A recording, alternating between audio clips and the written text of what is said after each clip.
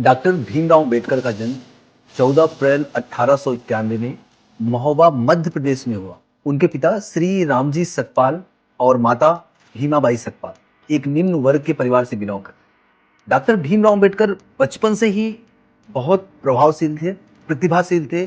Doctor Bhimrao Ambedkar बचपन से जब स्कूल जाने शुरू किए तभी से उन्हें कठिनाइयों का सामना करना पड़ा। जिस स्कूल में जाते थे वहां उनके पास इतनी भी आजादी नहीं थी कि वो खुद से पानी पी सके, इतनी आजादी नहीं थी कि अन्य बच्चों के साथ साथ में बैठ सके। इतनी विपरीत परिस्थितियों में भी डॉक्टर भीमराव अंबेडकर अपना धैर्य नहीं छोड़े। उन्होंने निर्णय लिया कि ये सब कुछ बदला जा सकता है और इसके लिए उन्होंने अपना जो हथियार बनाया, जो शस्त्र बनाया, वो शिक्षा को बनाया। इसीलिए कहते हैं ना, शिक्षा शेरनी का दूध होता है, जो भी पिएगा दहाड़ेगा। तो डॉक्टर भीमराव अंबेडकर ने भी शिक्षा को अपना मुख्य हथियार बनाया और प्रण लिया कि समाज में फैली हुई इस कुरीतियों को खत्म करेंगे। प्राइमरी एजुकेशन वहीं पे वो नहीं रुके, क्योंकि उनको पता था कि यदि इस समाज में कुरीतियों को खत्म करना है, अछूतापन को खत्म करना है, हर इंसान को समान अधिकार दिलाना है, तो शिक्षा बहुत जरूरी है। शिक्षा ग्रहण करने के लिए सब कुछ उन्होंने त्याग दिया, घर, परिवार, समाज, और अपनी हायर एजुकेशन कोलंबिया यूनिवर्सिटी से पीएचडी उन्होंने किया।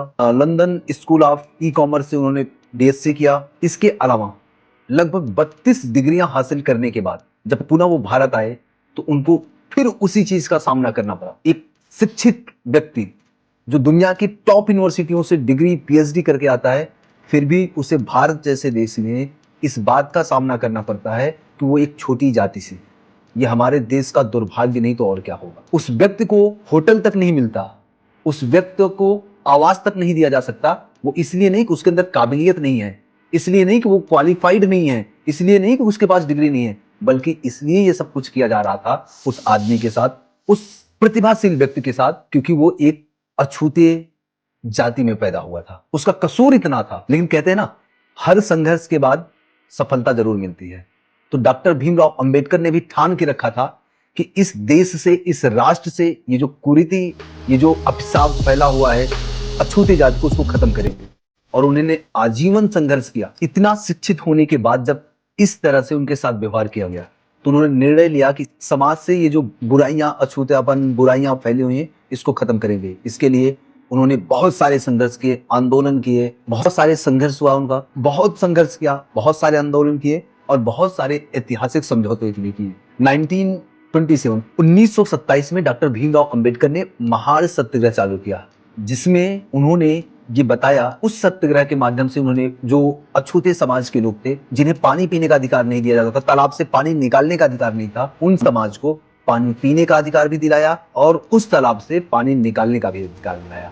इसके साथ साथ में 1930 में कालाराम मंदिर प्रवेश आंदोलन किया उन्होंने, जिसमें कालाराम मंदिर सत्याग्रह लगभग 5 सालों तक चला और फिर जाकर के उस मंदिर में अछूते समाज, जिसे उस समय का अछूता समाज कहा जाता था, उन्होंने ऐसे समाज के लोगों को भी प्रवेश दिलाया। 1932 में डॉक्टर भीमराव अंबेडकर ने महात्मा गांधी के साथ पूना पैक्ट समझौता किया, जिसने उन्होंने पिछड़े समाज के लिए अलग से रिजर्वेशन की मांग की। ब्रिटिश ने जब भारत को आजाद किया तो भारत के सामने जो सबसे बड़ी चुनौती थी वो थी भारत का एक अपना लिखित संविधान होना। इसके लिए कांग्रेस सभा ने संविधान सभा बनाया और संविधान सभा के अध्यक्ष चुने गए डॉक्टर भीमराव अंबेडकर जी। डॉक्टर भीमराव अंबेडकर उस समय जब संविधान सभा के अध्यक्ष चुने गए, बिना देखे हुए, बिना रुके हुए दुनिया की अलग अलग देशों के संविधान को पूर्णतः पढ़ने के बाद, हर देश के में जो बेहतर से बेहतर सुविधाएं हो सकती थी, उन सारी सुविधाओं को भारत के संविधान में ले आना और उनको संगठित तरीके से इम्प्लीमेंट्स करना, उनको संगठित तरीके से बनाना, ये एक संघर्षपूर्ण कार्य था। लेकिन कार्य कितना भी संघर्षपूर्ण क्यों ना हो, डॉक्टर भीमराव अंबेडकर ने कभी भी हार नहीं मानी। संविधान सभा का अध्यक्ष रहते हुए 3 साल 11 महीना 18 दिन में मात्र भारत का संविधान लिख के उन्होंने पूरा। ये गौरवपूर्ण कार्य करने के लिए उन्हें इस देश का सर्वोच्च सम्मान भी दिया गया। 1990 में डॉक्टर भीमराव अंबेडकर जी को भारत रत्न से भी सम्मानित किया गया। और इस संघर्ष के बाद आज भी हम बाबा साहब डॉक्टर भीमराव अंबेडकर को संविधान के जनक के रूप में मानते हैं।